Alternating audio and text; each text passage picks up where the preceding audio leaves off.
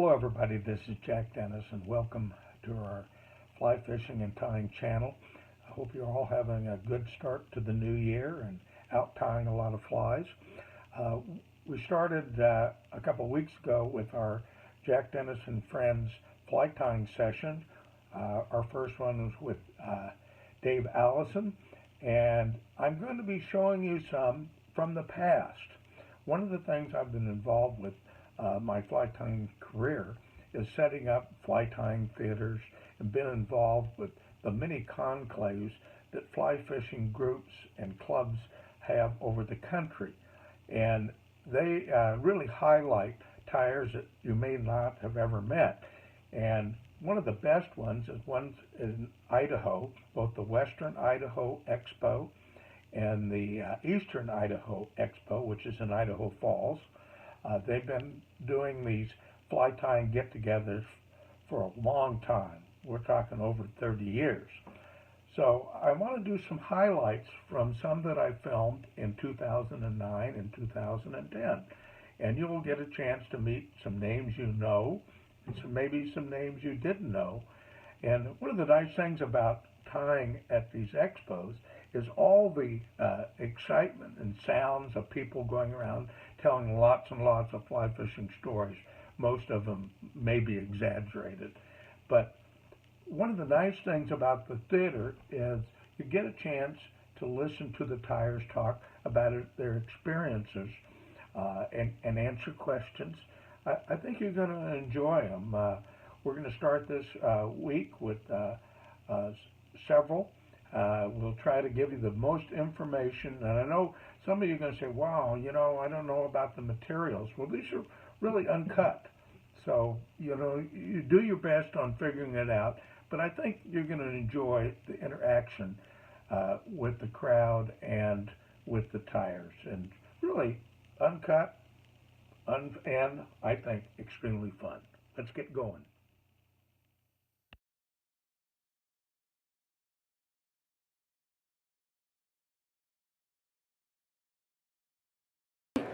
Excuse me.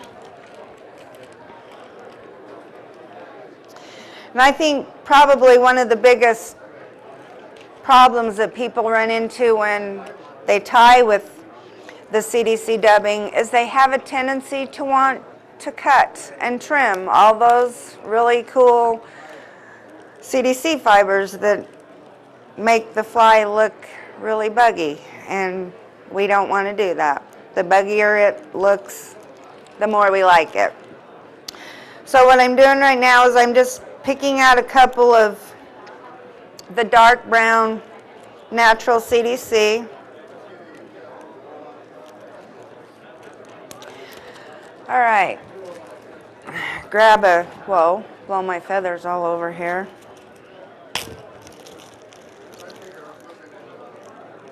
Okay, this fly is tied on a 206 BL hook. Any of you that aren't familiar with TMC hooks, it's really similar to a kind of a shrimpy looking hook, but it's tied on a curved shank hook.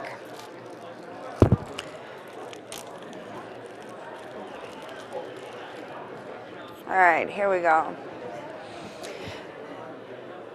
And again, this is the brown CDC fledgling caddis. Get this hook in the vise.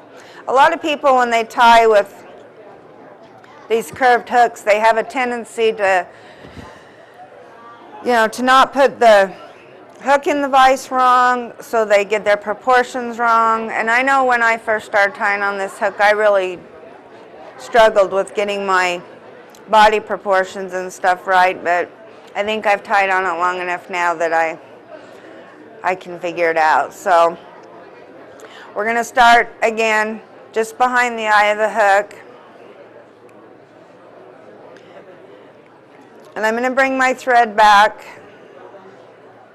just to about where the barb of the hook would be. If we were tying with a barbed hook, our barb would be about right here on this hook.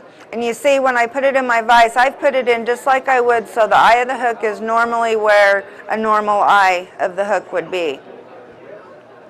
And now for this wonderful CDC dubbing. This stuff is so fun. You can see that it's just, it looks like, it kind of reminds me of the lint out of a dryer trap. It's crazy. It's insane. So what we're going to do, and please, please, please, if you tie with CDC dubbing, don't touch the dubbing wax because you will totally ruin the CDC dubbing. So what we're going to do is we're just going to take, you can see I pulled this much dubbing out of the bag to tie my fly. I've taken about this much dubbing.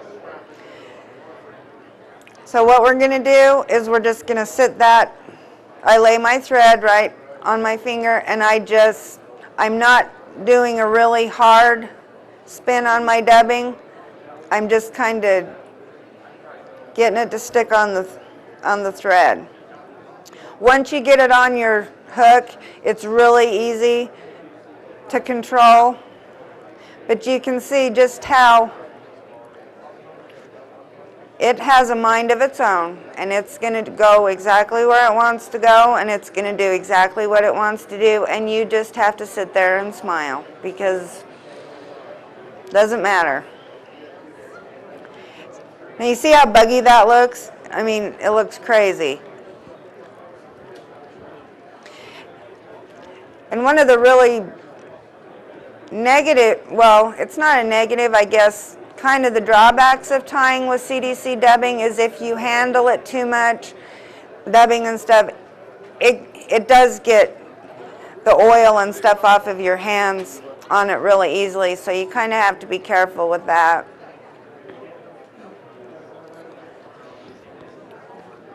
So the next thing I'm going to do here is I'm going to take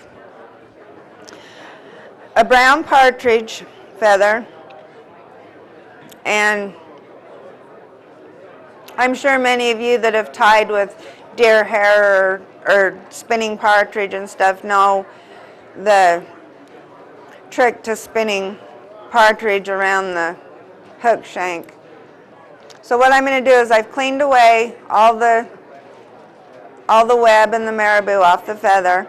So I'm just going to come in here with the tip of my scissors, and I'm just going to cut a V right out of that feather.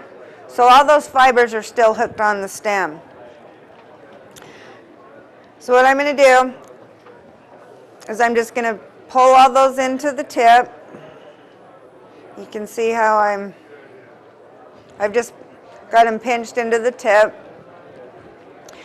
And I'm actually going to sit this partridge on the top of the hook shank because I want to measure how long these partridge feathers are going to be once they're wrapped. And we do want these feathers to, or these fibers to extend out the back, a little ways out the back end of the hook. So I've got it, it's sitting on the top and my thread's in front of my dubbing. So to spin these, I'm just going to kind of hold them loose in my left hand, and I'm going to use my thread and the tension of my thread to spin those fibers around the hook shank. A lot of people, if you have a bare hook shank, it helps to make it easier to spin. But I think after you've tied them or after you've spun anything for long enough, you know how to spin. If not, you know, worst case scenario, take the fly out of your vise, flip it over, tie in some partridge legs. That'll work.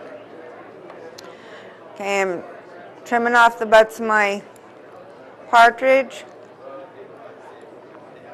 And you can see I'm not trimming anything. You know, most people would have a tendency to be up here grooming and manicuring. I'm not trimming anything off this fly because I want it to be just as buggy as possible. Now I'm going to take 2 of our dark brown natural CDC feathers. You can see I've got them, you know, they're not identically matched or anything like that. They're just kind of a, you know, close to the same. I'm going to pair them back to back so they flare away from each other. So the natural curve is away from the other one. We're going to even up our tips. So what I like to do when I tie in my wings for the caddis, and I don't do this for everything, but for my caddis I do because it's just easy. I think it's just easier. I guess I start from about the middle of the feather, and I get all those nice fibers in there. And I just pinch. I got my wings pinched in my fingers. So I'm just going to lay these two CDC feathers right on top of my dubbing. And I'm going to come up and I'm going to switch. I'm pinching with my right hand now, and I'm actually pinching the fly, the whole entire fly and the wing together. And I'm just going to come up with my thread. I'm going to make one loose wrap to anchor it on top. And then when I come around the second and the third time is when I'm really going to put the kibosh on that wing to anchor it into position. Now I'm going to come in and I'm going to cut these butts off.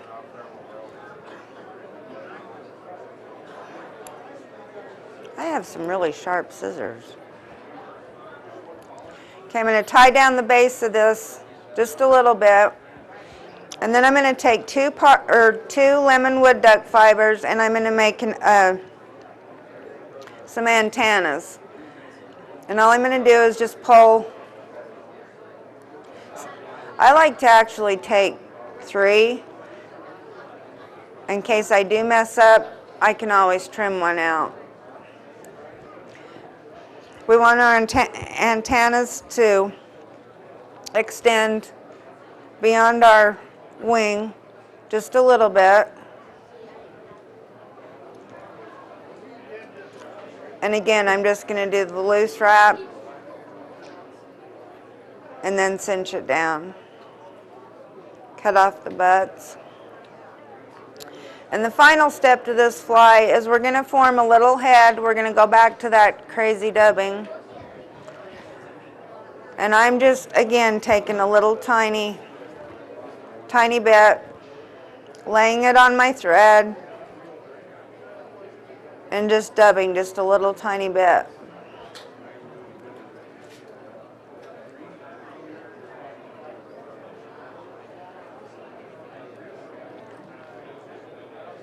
You can see how I formed just a nice, neat, small head. Now, as much as I've talked about not trimming all the errant fibers, around the eye of your hook, you're going to want to trim a few. So we're just going to come in